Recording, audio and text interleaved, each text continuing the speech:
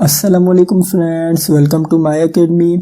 तो फ्रेंड्स, आज की वीडियो से हम अपने वेब डेवलपमेंट के सफ़र में CSS का आगाज़ करने जा रहे हैं। हमने अपनी प्रीवियस वीडियोस में HTML को कवर किया था। तो फ्रेंड्स, अगर आपने अभी तक वेब डेवलपमेंट के कंप्लीट कोर्स की प्लेलिस्ट को एक्सेस नहीं किया तो जाइए हमारे चैनल पर और इस प्लेलिस्ट को एक्सेस कर लीजिए, क्योंकि हम इसके अंदर web development step by step सीखेंगे। तो फ्रेंड्स, आइए आज की वीडियो स्टार्ट करते हैं।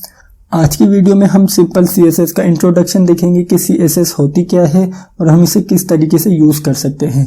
तो फ्रेंड्स, आइए आज की वीडियो स्टार्ट करते हैं।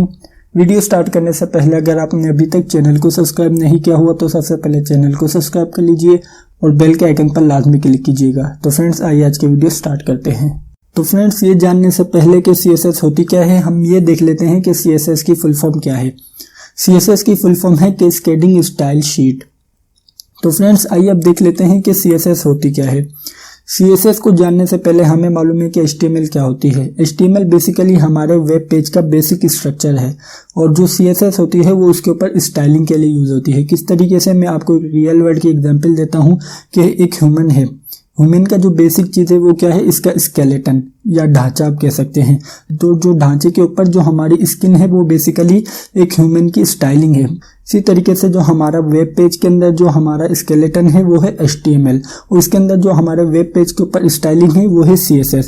तो फ्रेंड्स, ये है हमारी CSS का बेसिकली मकसद ही यही है कि हम अपने वेब पेज के अंदर स्टाइलिंग के लिए इसे यूज़ करते हैं। CSS का जो दूसरा मेन पर्पज़ है वो ये है कि हम इसकी मदद से रिस्पॉन्सिव वेबसाइट क्रिएट करते हैं। किस तरीके से, आपने बहुत सी वेबसाइट अपने मोबाइल में भी ओपन की होंगी और सेम वेबसाइट आपने लैपटॉप में भी ओपन की होगी या PC में भी ओपन की होगी। तो जो हमारी वेबसाइट होती है वो हमारे मोबाइल के अंदर अलग तरीके से डिस्प्ले होती है सेम वेबसाइट, और हमारे PC के अंदर अलग तरीके से डिस्प्ले होती है।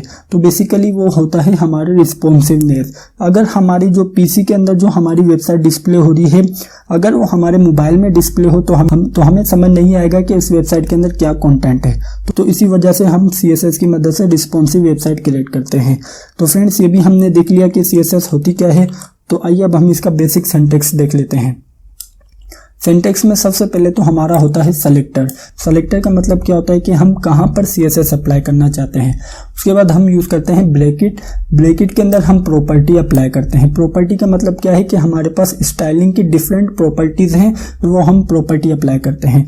प्रॉपर्टी अप्लाई करने के बाद हम उस प्रॉपर्टी की वैल्यू देते हैं। तो फ्रेंड्स, आइए इसकी एग्जाम्पल देख लेते हैं, उसके अंदर आपको और भी ज़्यादा क्लियर हो जाएगा। इसके एग्जाम्पल में हमारे पास एक सेलेक्टर है H1। इसका मतलब क्या है कि हम H1 के ऊपर CSS अप्लाई करना चाहते हैं, या आप कह सकते हैं कि हम इसे स्टाइलिंग देना चाहते हैं। तो हम यहाँ पर स्टाइलिंग के लिए हमने यहाँ पर कलर की प्रॉपर्टी अप्लाई की है। तो हमने यहाँ पर सिंपल टाइप कर दिया है कलर, और उसके बाद अब हमने यहाँ पर जो हमारी प्रॉपर्टी है हमने उसकी वैल्यू दी है। इसका मतलब क्या है कि हमने यहाँ पर कलर की वैल्यू दी है ब्लू। तो फ्रेंड्स, इस तरीके से हमारा जो H1 है हमने उसके ऊपर CSS अप्लाई की है। तो अब हम बात कर लेते हैं कि हमारे पास कौन कौन से वेज हैं CSS को ऐड करने के। सबसे पहला है हमारा इनलाइन CSS।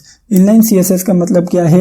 इनलाइन CSS का मतलब ये है कि फॉर एग्जांपल मैं अपने H1 टैग के अंदर CSS अप्लाई करना चाहता हूँ, या मैं अपने H1 टैग को कलर देना चाहता हूँ ब्लू। तो मैं क्या करूँगा, मैं सिंपल H1 टैग के आगे ही उसे कलर के प्रॉपर्टी अप्लाई करके उसे कलर दे दूंगा।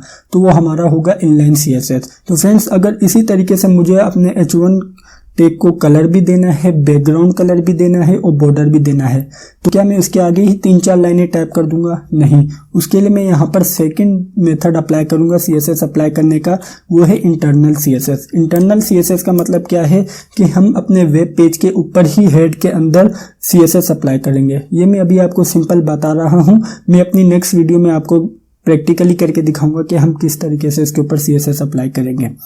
तो अगर इसी तरीके से हमारा जो CSS का कोड है अगर वो 500 to 600 लाइन्स का हुआ, तो क्या हम अपने सेम वेब पेज के ऊपर इसको अप्लाई करेंगे? नहीं, ये बेहतर अप्रोच नहीं है। इससे क्या होगा, इससे हमारी वेबसाइट स्लो हो जाएगी, या आप कह सकते हैं कि हमारे वेब पेज के ऊपर लोड ज़्यादा आ जाएगा। इसके लिए हम अपना सेकंड मेथड अप्लाई करेंगे, उसे कहते हैं एक्सटर्नल CSS। एक्सटर्नल CSS का मतलब क्या है कि हम CSS की एक अलग से फाइल क्रिएट कर लेंगे और फिर उस फाइल को अपने HTML वाले पेज के साथ लिंक कर देंगे। तो फ्रेंड्स, ये थे हमारे 3 वेज CSS को ऐड करने के। तो फ्रेंड्स, आज की वीडियो में हमने सबसे पहले तो ये देखा कि CSS होती क्या है। ये देखने के बाद हमने उसका बेसिक सिंटैक्स देखा।